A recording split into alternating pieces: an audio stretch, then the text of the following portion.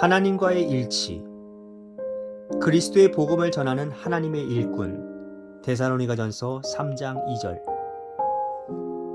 거룩하게 된 이후에는 당신의 삶의 목적이 무엇인가를 말하는 것이 쉽지 않습니다. 그 이유는 하나님께서 성령에 의해 당신의 목적이 아닌 주님의 목적을 위해 당신을 취하셨기 때문입니다. 하나님께서 그분의 아들을 사용하셔서 당신을 구원하신 것처럼 지금은 온 세계를 향한 주의 목적을 이루기 위해 당신을 사용하십니다. 만일 당신이 하나님께서 나를 이러한 일로 부르셨다라고 하며 당신 자신을 위한 위대한 일을 구한다면 당신은 당신을 사용하시려는 하나님의 뜻에 장애물을 놓은 것입니다. 인격이든 야망이든 자신에게 관심이 집중되고 있는 한 당신의 관심과 하나님의 관심이 일치가 될 수 없습니다. 그러나 자신에 대한 생각을 버리고 이 세상을 향한 하나님의 목적을 위해 나를 사용하시도록 할 때 하나님의 관심이 당신 것과 일치가 될 것입니다. 이후로 당신의 행로는 주님께 속한 것이므로 당신은 당신의 가는 길을 결코 이해할 수 없습니다. 삶의 목표는 나 자신이 아니라 하나님을 위한 것이어야 함을 배워야 합니다. 하나님께서는 그분의 위대한 계획이 있으며 그분은 그 입장에서 우리를 사용하십니다. 주께서 내게 원하시는 모든 것은 주님을 신뢰하는 것들입니다. 그러므로 절대로 주님, 이 상황은 내게 너무나도 큰 마음의 고통을 줍니다 라고 말하지 마십시오. 이렇게 말하는 것은 하나님의 계획의 문제덩어리가 되는 것입니다. 내가 원하는 것을 하나님께 아뢰기를 멈출 때 하나님께서는 더 이상 방해를 받지 않으시고 그분이 원하시는 바를 위해 나를 사로잡으실 수 있습니다. 주님은 나를 낮추실 수도 있고 높이실 수도 있습니다. 주님은 그분이 원하시는 대로 무엇이든지 하실 수 있습니다. 주님은 단지 내게 주님 자신과 주님의 선하심을 향해 확실한 믿음만을 원하십니다. 자기 연민은 사탄적인 것입니다. 자기 연민에 빠지면 이 세상을 향한 주님의 목적을 위해 쓰임받을 수 없습니다. 내가 이 세상 안에 또 다른 나의 세상을 구축한다면 하나님은 결코 그 세상에서 나를 나오게 하실 수 없을 것입니다. 그 이유는 나의 세상에서 나가면 위험에 처해질까 봐 두려워 떨기 때문입니다.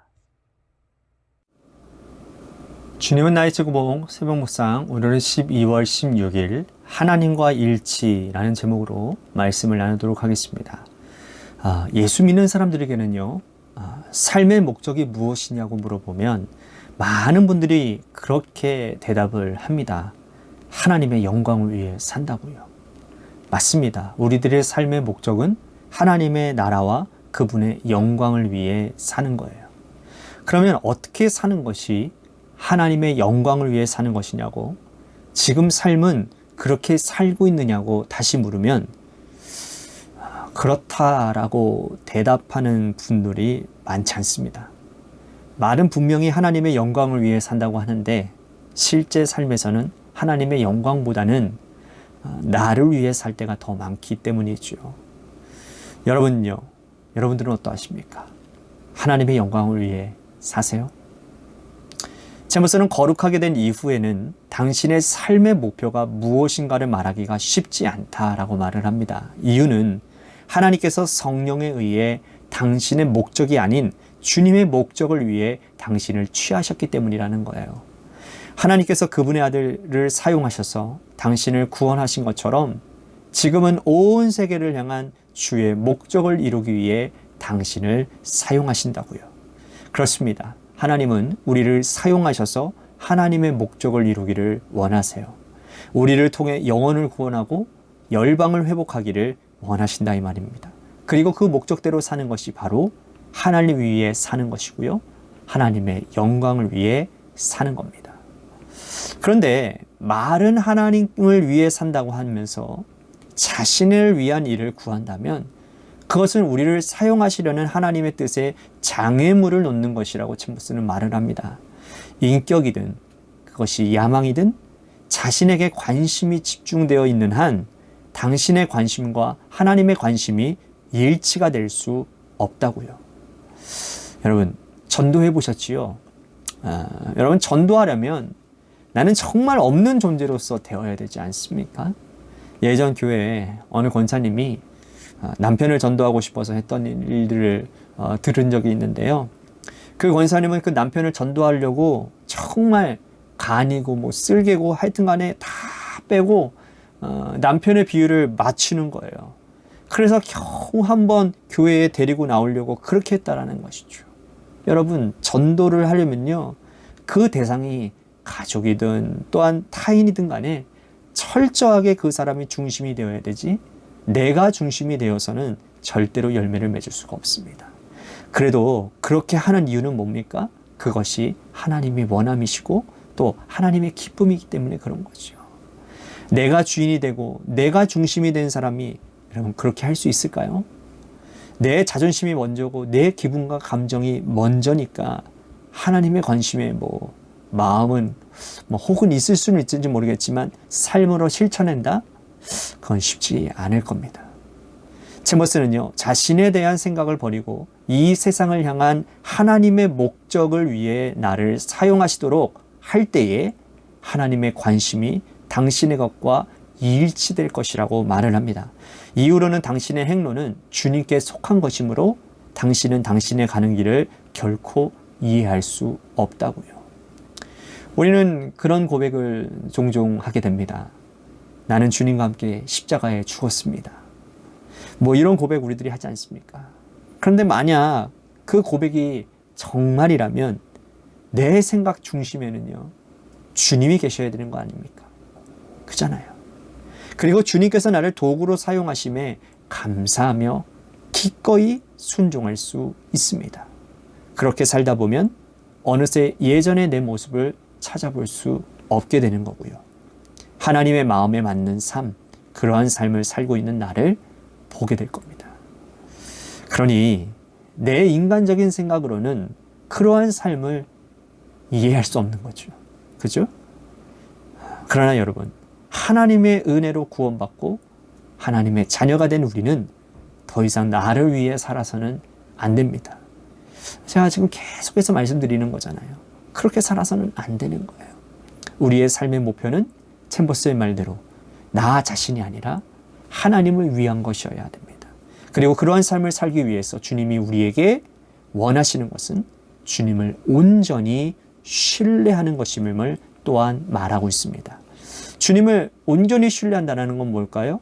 내게 주어진 상황이 어떠하든 간에 그 상황에 대해 원망하거나 불평하지 않는 겁니다. 만약 그런 반응을 보이면 그것은 하나님의 계획에 대한 큰 도전이기 때문입니다. 우리가 가져야 될 태도에 대해서 챔버스는 이렇게 말을 합니다. 내가 원하는 것을 하나님께 아뢰기를 멈출 때 하나님께서는 더 이상 방해를 받지 않으시고 그분이 원하시는 바를 나를 사로잡아 주실 거라고요. 그리고 주님은 단지 내게 주님 자신과 주님의 선하심을 향해 확실한 믿음만을 원하신다는 겁니다. 그러니까 우리는 어떠한 형편과 어떠한 처지에 있을지라도 주님을 신뢰하고 주님의 선하심에 대해서 의심하지 말아야 됩니다. 지금 당장 내가 원하는 대로 상황이 흘러가지 않는다고 해서 주님의 선하심과 그 주님의 계획하심을 의심한다면 그건 전적으로 내 인생의 주인이 나이고 주님의 뜻과 상관없는 삶을 살고 있음을 보여주고 있는 것이라고 할 수 있다는 거죠. 제머스는 그것을 자기 연민으로 표현을 하는데 자기 연민은 사탄적인 것이라고까지 말을 합니다. 자기 연민에 빠지면 이 세상을 향한 주님의 목적을 위해 쓰임받을 수 없다고요. 그리고 그렇게 자기의 세상에 빠져있는 사람은 그곳에 나오는 것을 위험에 처해지는 것으로 알고 두려워한다는 겁니다.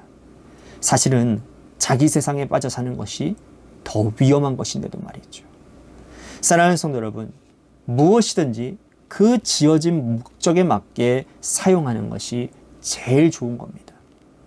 그게 아시죠? 여러분, 다시 말씀드릴게요. 지어진 목적에 맞게 사용하는 게 제일 잘 사용하는 겁니다. 우리는 하나님을 닮고 하나님의 목적을 위해 살도록 지음받았습니다. 그래서 나를 위해 살면 그 끝은 허망하고 복잡하지만 하나님을 위해 살면 거기에는 기쁨과 감사와 평안이 있는 겁니다. 바라기는 여러분들의 삶의 목적이 하나님의 목적과 같아져서 영혼을 구원하고 열방을 회복하는 데 귀하게 쓰임받는 복된 인생이 되기를 간절히 소망하겠습니다.